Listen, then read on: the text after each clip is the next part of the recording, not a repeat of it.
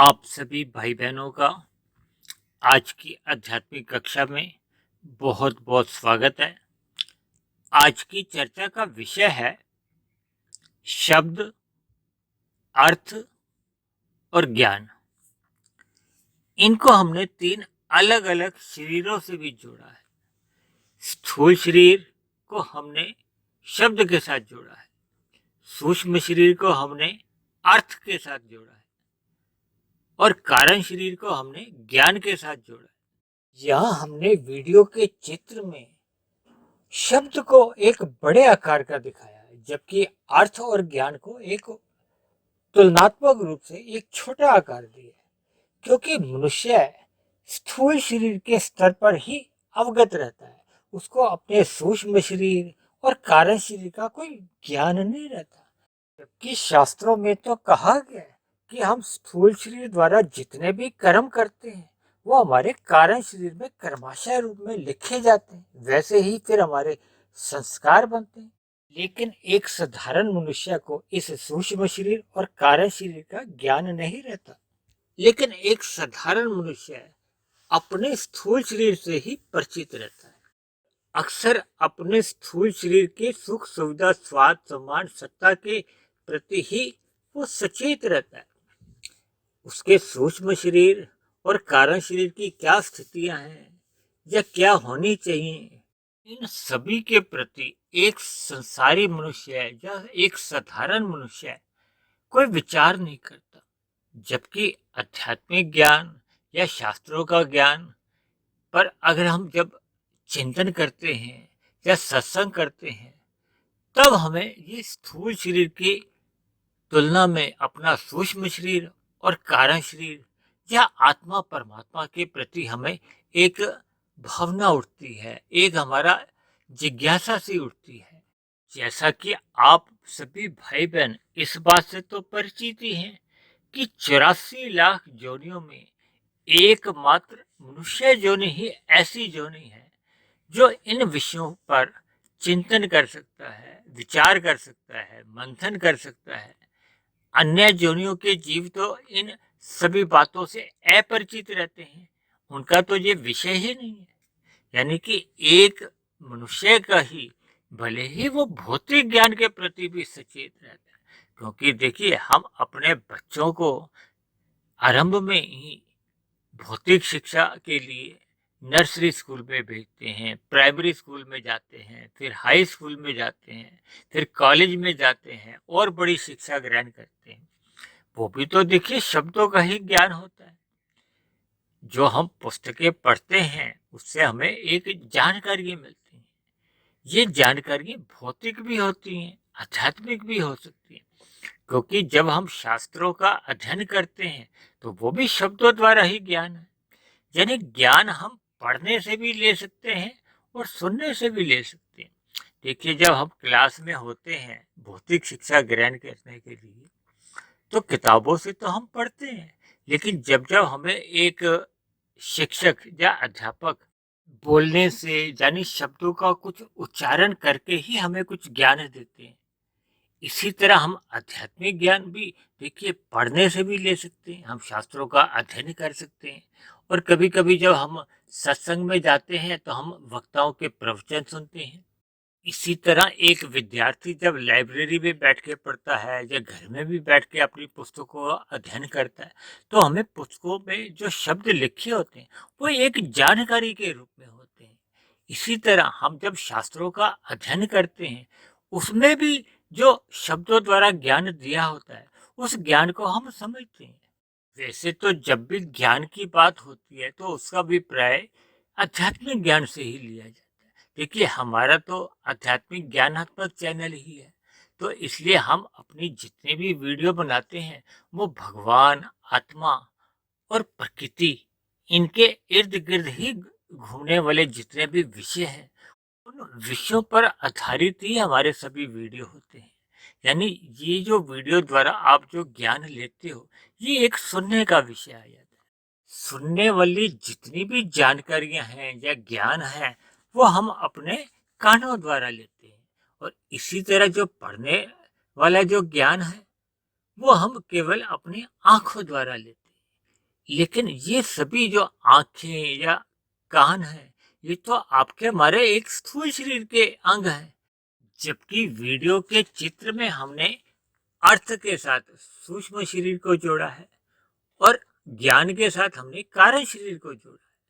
देखिए, अब हम समझते हैं कि आपका हमारा सूक्ष्म शरीर कैसे काम करता है। देखिए, सूक्ष्म शरीर में हमारे 5 ज्ञानेंद्रियां होती हैं, 5 कर्मेंद्रियां होती हैं और 5 हमारे लिए भोग विषय होते हैं, जिनसे आपका हमारा ये स्थूल शरीर बना है। हमारा स्थूल शरीर बना है पृथ्वी, जल, अग्नि, वायु, आकाश का। और इन्हीं के जो सूक्ष्म तत्व हैं वो हैं गंध, रस, रूप, स्पर्श और शब्द। ये 5 जो सूक्ष्म तत्व हैं, इनको तन्मात्रा भी कहा जाता है। ये आपके हमारे स्थूल शरीर के एक सूक्ष्म तत्व भी गिने जाते हैं। शास्त्रों में इन सूक्ष्म तत्वों को हमारे स्थूल शरीर का कारण समझा जाता है। जैसा कि इस बात से भी आप सभी भाई बहन परिचित हैं कि कारण अधिक महत्वपूर्ण होता है कार्य की तुलना में, क्योंकि कारण के बिना तो कार्य होता ही नहीं। इसलिए शब्दों की तुलना में अर्थ का एक महत्व अधिक माना जाता है। यानी कि अगर हमने शब्द तो पढ़ लिए या सुन भी लिए, यदि उन शब्दों के हमें अर्थ ही समझ नहीं आए, तो फिर हमारा कोई एक विकास नहीं होता, चाहे वो भौतिक विकास हो, चाहे वो आध्यात्मिक विकास हो। आप सभी भाई बहनों को शायद ये याद होगा कि जब हम बच्चे थे तो हमारे माता पिता अक्सर हमें ये कहा करते थे कि स्कूल में या घर में मन बुद्धि लगाकर पढ़ा करो। विशेष रूप से मन के लिए कहा जाता था। तो ये जो मन बुद्धि है, ये क्या तत्व है? ये आपके हमारे सूक्ष्म शरीर के ही तत्व हैं। यानी कि स्थूल शरीर की तुलना में सूक्ष्म शरीर का अधिक महत्व है। इसको भी आप महसूस कर सकते हैं, समझ सकते हैं। यानी पढ़ते समय या सुनते समय हमारा मन भी इन इंद्रियों के साथ शामिल होगा, तभी हमें शब्द के साथ साथ उसके कुछ अर्थ समझ में आते हैं। अन्यथा शब्द मात्र एक शब्द ही रह जाते हैं। क्योंकि सूक्ष्म शरीर भले ही 17 तत्वों का कहा गया है, 5 ज्ञानेंद्रियां, 5 कर्मेंद्रियां, 5 हमारे ये सूक्ष्म तत्व और एक मन और एक बुद्धि, लेकिन इन 17 तत्वों में मन बुद्धि का ही एक विशेष महत्व है। चर्चा को थोड़ी आगे ले जाने से पूर्व अब हम अपने कारण शरीर को समझ लेते हैं, क्योंकि कारण शरीर के साथ ही हमने एक ज्ञान शब्द को जोड़ा है। देखिए, वो तो मोटी भाषा में हम कह देते हैं ना कि हमें जीवन में ज्ञान लेना चाहिए, सत्संग करते रहना चाहिए। ये एक साधारण शब्दों से मोटे स्तर पर कह दिया जाता है, जबकि आज की जो हम चर्चा कर रहे हैं वो एक कदम बाय कदम, जैसे कहते हैं ना, स्टेप बाय स्टेप। क्योंकि हम जब भी सत्संग करते हैं, चाहे वो पढ़ने से करते हैं चाहे सुनने से करते हैं, तो उसकी पूरी ये एक प्रक्रिया है। केवल शब्द से हमें ज्ञान नहीं मिलता, अर्थ से भी हमें उतना ज्ञान नहीं समझ आता।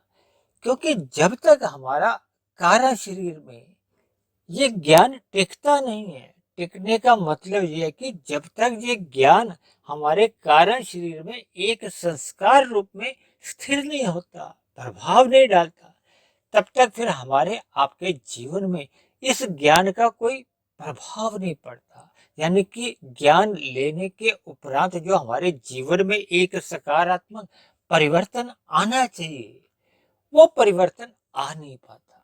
देखिए, आज भारत में ही नहीं, विदेशों में भी जगह जगह सत्संग होते हुए दिखाई दे रहे हैं। और ये सत्संग करना एक अच्छी बात है, क्योंकि सर्वप्रथम सत्संग स्थूल शरीर के स्तर पर ही संभव है।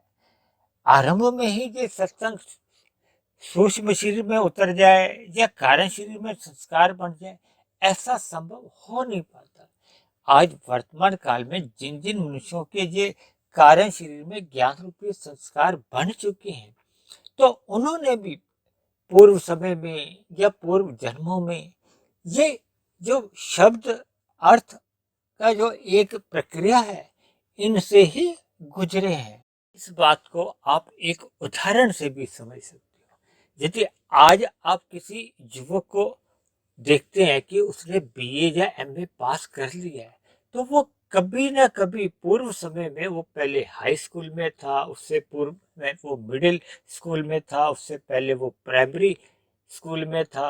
यानी कि इन कक्षाओं से पास होते होते वो आज बीए या एमए की कक्षा में पहुंच गया। यानी कि एकदम वो ऊपर की सीढ़ी में नहीं आ सकते।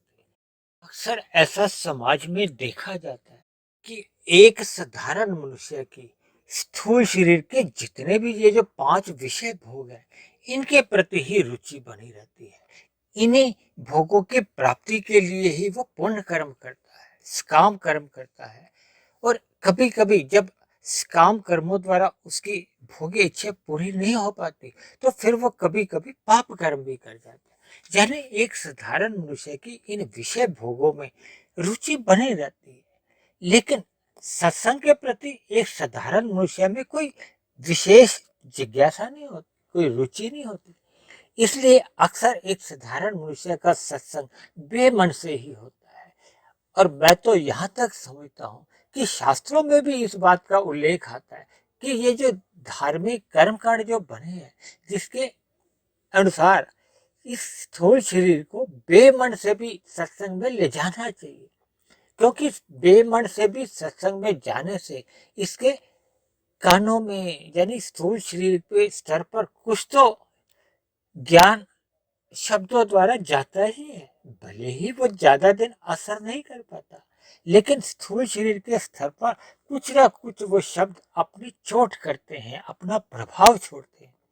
लेकिन जब मनुष्य इन शब्दों के साथ यानी कि स्थूल शरीर की कर्मेंद्रियों के साथ या ज्ञानेंद्रियों के साथ जब मन को भी जोड़ देता है, यानी कि जब मन श्रद्धा पूर्वक इस सत्संग के विषयों को सुनता है या पढ़ता भी है, क्योंकि देखिए सत्संग सुनने का तो विषय है ही है।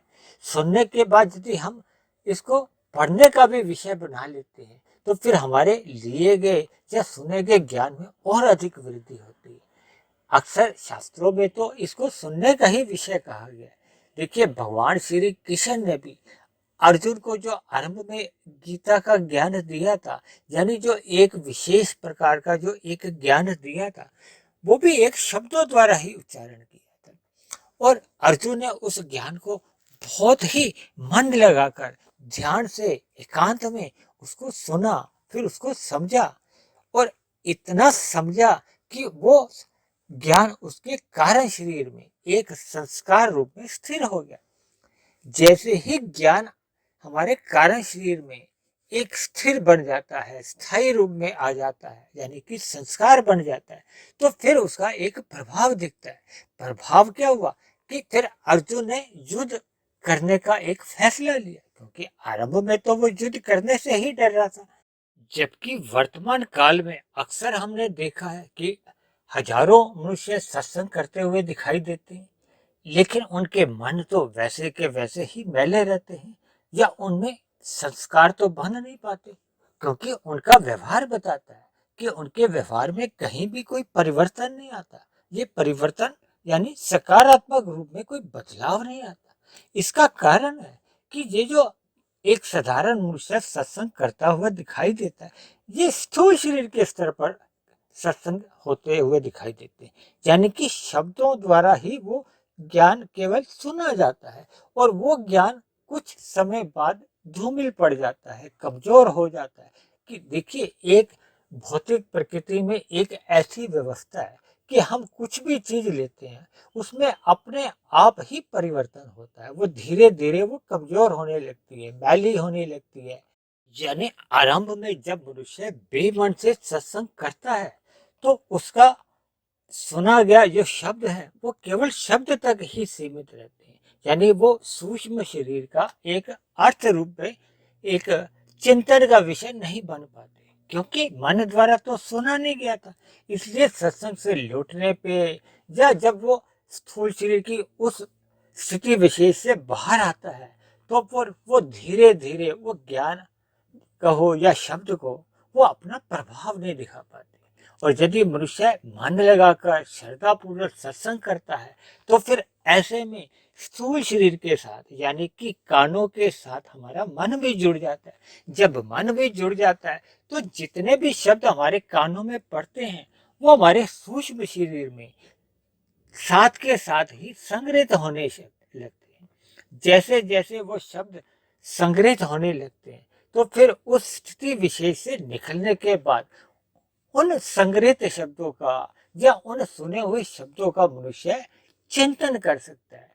देखिए, पहले हमने मन और कानों द्वारा उसको सुना था। अब हम बुद्धि के साथ उन सुने गए शब्दों पर चिंतन कर सकते हैं, मंथन कर सकते हैं, विचार कर सकते हैं।